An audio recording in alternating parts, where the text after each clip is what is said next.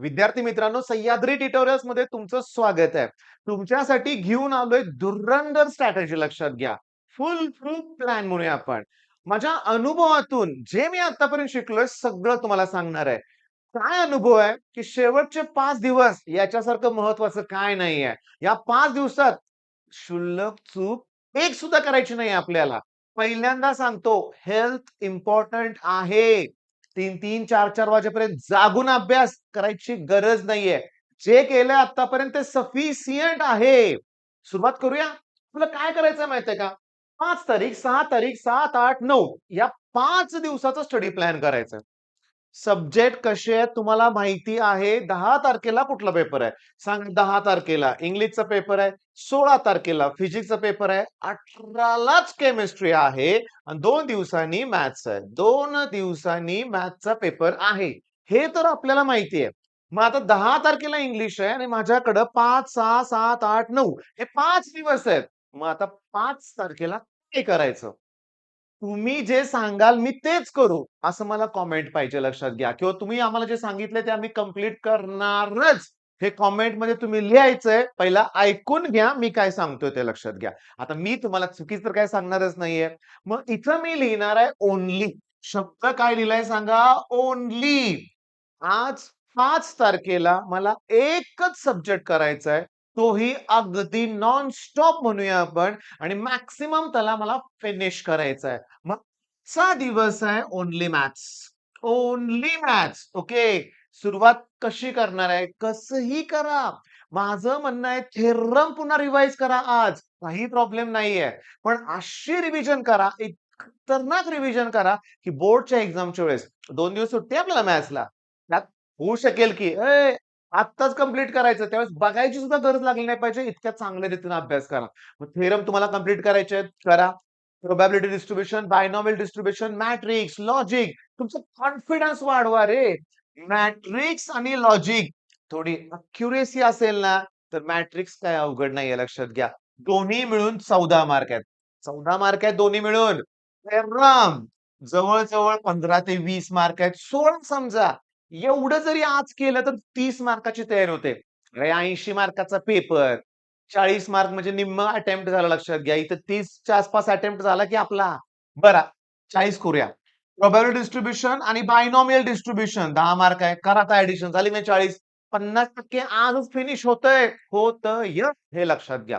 पण त्याचबरोबर तुम्हाला ट्रिगो फंक्शन करायचंय जे ईझी आहे. मला आवडतोय डिफरन्शियल इक्वेशन. हो, डिफरन्शियल का? इंजिनिअरिंगला आहे.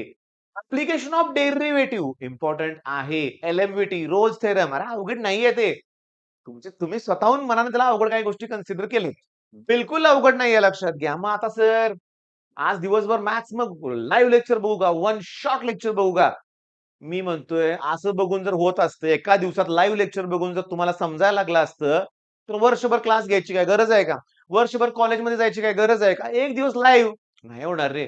तुम्ही वही पेन हातात घ्या, लिहा, सोडवा.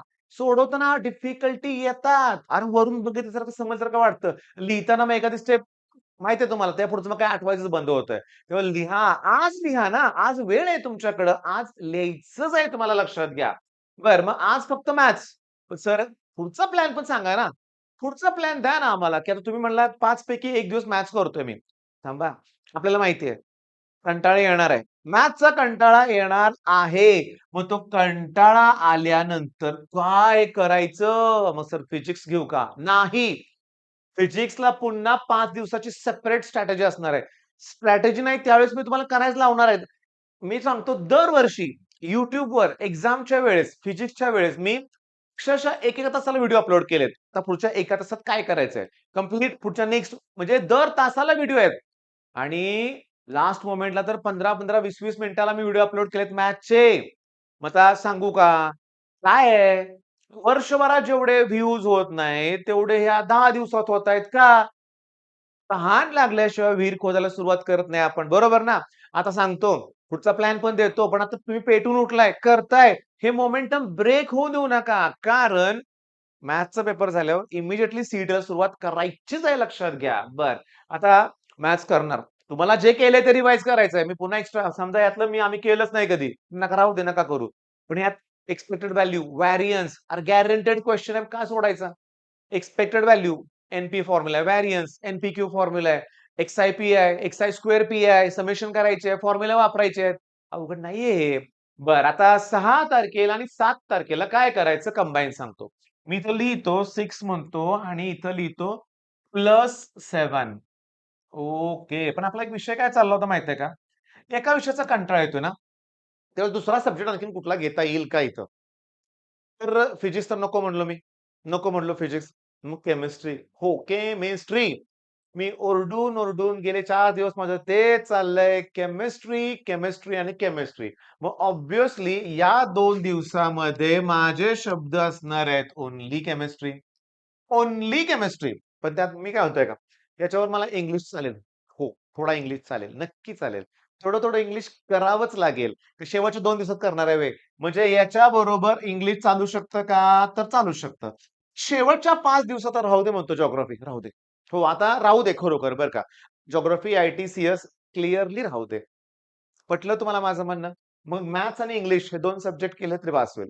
2 सब्जेक्ट केले तरी बास होईल. केमिस्ट्री बरोबर इंग्लिश पुन्हा करणार आहे आपण. आणि केमिस्ट्री म्हणलं, की आता तुम्हाला काय करायचंय सांगतो. 2 दिवस आहेत आपल्याकडं. 2 दिवस आहेत. तुम्ही या प्रश्नांवर फोकस करा. टफ क्वेशन्स म्हणजे केलेत, पण अवघड वाटतात. केलंय मी अगोदर, पण आता मला लगेच आठवत नाहीये. ओके. टिपिकल कोहलार्स लॉ नाही स्टेटमेंट मुलांना जमत. नाही जमत. गडबड करतात स्टेटमेंट लिहिताना. मग ते अगोदर करा. कोहलार्स लॉ परफेक्ट करा. Nano chemistry, nano science, nano technology, nano material सगळं एकसारखंच वाटतंय. एन्थाल्पीच्या definition, enthalpy of vaporisation, enthalpy of evaporation, enthalpy of atomisation, enthalpy of sublimation, enthalpy of reaction, enthalpy of bond formation, enthalpy of atomisation, enthalpy of ionisation. गोंधळ होतोय. मग त्या definition perfect करा. तुम्हाला जिथं-जिथं कन्फ्युजन वाटतंय ते 2 दिवसात हे पॉइंट तुम्हाला क्लिअर करायचेच आहेत. बिलकुल कन्फ्युजन होऊन द्यायचं नाही. आणि मला सांगा, याच्यात तुम्ही आणखीन काय करा टफमध्ये नेम रिएक्शन्स पण घ्या. आता वुड्स येते, फिटिंग येते, वुड्स फिटिंग पण येते. येते तुम्हाला. पण टिपिकल एखादी रिएक्शन अवघड वाटते. मला स्टीफन्स रिएक्शन लगेच लक्षात राहत नाही. ओके, मी तुम्हाला सांगतो अ, हा हॉफमन ब्रोमाइड डिग्रेडेशन रिएक्शन्स मला रिएक्शन बॅलन्स करायला अवघड जाते. प्रॅक्टिस करा. म्हणजे जे टफ क्वेश्चन अगोदर जे केलेले तेवढेच प्रश्न रिवाईज करायचे. मी लास्ट मोमेंटला परत-परत सांगतोय, नवीन काही प्रयोग करायचा नाही. कुणी कितीही सांगितलं, की हे आय-एम-पी येणारच आहे. पेपर लीक, पेपर काय आता तुम्हाला सांगतो बरेच जण बरं का आता हे 9वी 10वी पासून सुरू झालं बरं का लक्षात घ्या. पेपर लीक, भैय्या ने पेपर लीक करवा दिया, भैय्या ने जो बोला वही आया. येणार की. भैय्या जे सांगतायत, सर जे सांगतायत ते येणार आहे. अनुभव आहे त्यांच्याकडे. आम्ही अनुभवातून तुम्हाला सांगतोय आणि आम्हाला आमचा अनुभव मिळतोय पी-वाय-क्यूज मधून. मी दरवर्षी पेपरचं अॅनालिसिस करतोय ना. गॅरंटी देणार आहे का भैय्या? येणारच म्हणून? कोणी देऊ शकत नाही रे. आम्ही सांगू शकतो. गेस करू शकतो. तेव्हा तुम्ही कोणावर डोळे मिटून विश्वास ठेवू नका. तुमचा थोडासा वेळ घेणार आहे बरं का. वेळ घेणार आहे. माझ्या ऑफलाईनची गोष्ट सांगतो लक्षात घ्या बरं का. माझी 1ली, 2री, 3री एखादी बॅच असेल बरं का. नाव कोणाचं घेणार नाही बरं का मी लक्षात घ्या. पण सांगतो. माझा एक स्टुडंट होता बरं का. कमकुवत होता लक्षात घ्या. म्हणजे वर्षभर मॅथ्समध्ये फेल व्हायचा शाळेच्या एक्झाममध्ये. पालक हो म्हणून तणावात. "सर तो होतोय की नाही पास?" मी म्हणायचो, "करतोय." "होणार." नाही पास झाला. हिंदी आणि इतिहास भूगोलमध्ये फेल झाला. शॉकिंग आहे ना? पण सांगतो ना काय झालं ते. त्याचेच जवळचे नातेवाईक म्हणजे आता बहिणीचेच मिस्टर म्हणूया, दाजी इतिहास, भूगोल यापैकी कुठलातरी एक सब्जेक्ट शिकवायचे आणि ऑब्व्हियसली त्यांनी सुद्धा त्याला काही ठराविक प्रश्न दिले. सांगतोय नीट ऐकून घ्या पहिल्यांदा. गेस केलं होतं त्यांनी सुद्धा. हे प्रश्न कर. या गाढवानं काय केलं, की त्यांनी जे दाजीने प्रश्न दिले होते ना, त्यांच्या मार्कांची काउंट केली आणि त्यानं पासिंग होईल एवढेच प्रश्न त्यातले केले. म्हणजे दाजीने दिलेले पण सगळे प्रश्न केले नाहीत. रिझन सांगू का?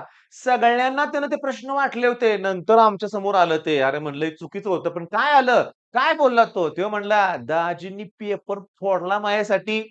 तुझ्या डोक्यात आलं का? म्हणजे तो भ्रम झाला. इथं तो त्याचा जो भ्रम झाला होता ना त्या स्टुडंटचा, त्याच्या दाजींनी काही चूक नाही रे. आय-एम-पी क्वेशन दिले रे. मग ह्या गाढवानं त्यातले सगळे केले का? नाही. त्यातनं बेरीज पासिंगची एवढी होईल तेवढीच केली. चूक झाली ना. चूक झाली की नाही, त्यामुळे तो इतिहास भूगोलमध्ये पण फेल झाला आणि त्यात फेल झाल्यामुळे हिंदीत ग्रेस मार्क मिळाले नाहीत ना, तेव्हा तिथं मी केलंय. आजकाल मुलांचं तेच चाललंय. पेपर लीक म्हणजे बिचाऱ्यांना वाटतंय, परवा एका चॅनलवर ना पेपरचा फोटो दिलाय, म्हणजे गेल्या आठवड्यात. ओके, गेल्या आठवड्यात. ते चॅनल तेच आहे, की विद्यार्थ्यांसाठी आनंदाची बातमी, विद्यार्थ्यांसाठी दुःखाची बातमी. विद्यार्थ्यांसाठी अत्यंत आनंदाची बातमी, विद्यार्थ्यांसाठी दुःखाची बातमी. मग त्या चॅनलवर लक्षात घ्या पेपर दिलाय, फोटो थंबनेलवर. अरे कितीतरी पालकांना वाटलं, की ह्याने यांच्याकडे पेपर मिळाला. आमच्या वेळेस मी लहान असताना टिपिकल एखाद दुसरा एक क्लास खूप फेमस झाला होता. नाव सांगायची गरज नाही तुम्हाला माहिती आहे. 20 वर्ष जुना कुठला क्लास महाराष्ट्रातला तुम्ही गेस करा वाटल्यास कमेंटमध्ये सांगा. त्यावेळेस तर अशी हवा झाली होती, की तो क्लास पेपर फोडतो. मुलांना पेपर दिले जातात आणि मूर्ख पालक आहेत काय त्यांना ते पाहिजे. आणि गेल्या वर्षी नाही का ते काही फोन कॉल व्हायरल झाले होते, की 15,00,000 द्या 100% आता हे ऐकणारे काही जर ज्यांना अक्कल नाही ते समजा ते ऐकलंय काही लोकांनी अशा गोष्टी, तर तेच विचारतील, "सर कुणाला ₹15,00,000 द्यायचे? पाहिजेत आम्हाला 100% चुकीचं आहे ते सगळं हे लक्षात घ्या. त्यामुळे पेपर लीक हे काही नाही. तुम्ही टफ क्वेशन्स आहेत, पी-वाय-क्यूज करा. मोस्ट ऑफ द क्वेशन येणारच लक्षात घ्या. मग 6 आणि 7 तारखेचं फिक्स आहे आपलं. जेवढं केमिस्ट्री करता येईल तेवढं करायचं. जेवढं नाही ट्राय टू फिनिश म्हणजे कळालं का?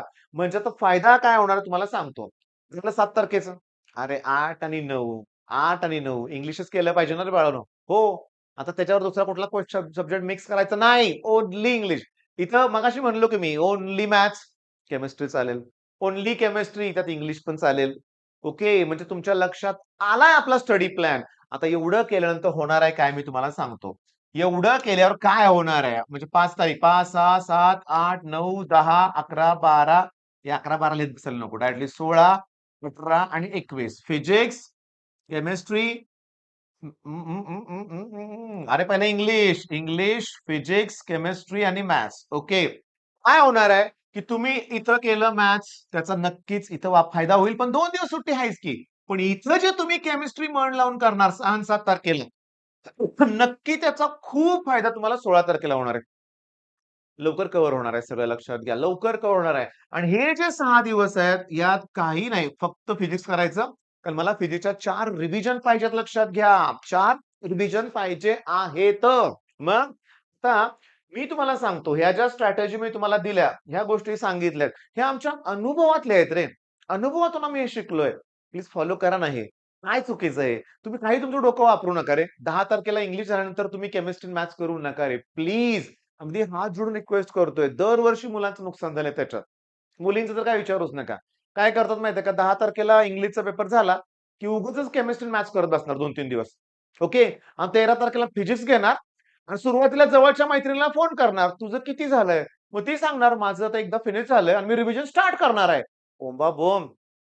दुसरीचा अभ्यास झालाय म्हणजे हिचं डोकंच चालायचं बंद होतं लक्षात घ्या. मग तणाव, तणाव, तणाव, टेन्शन, विनाकारण नुकसान. करू नका, करू नका. मी माझ्या प्रत्येक व्हिडिओत हे सांगणार आहे. येऊ दे तुम्हाला कंटाळा, की 10 तारखेनंतर ओन्ली फिजिक्स.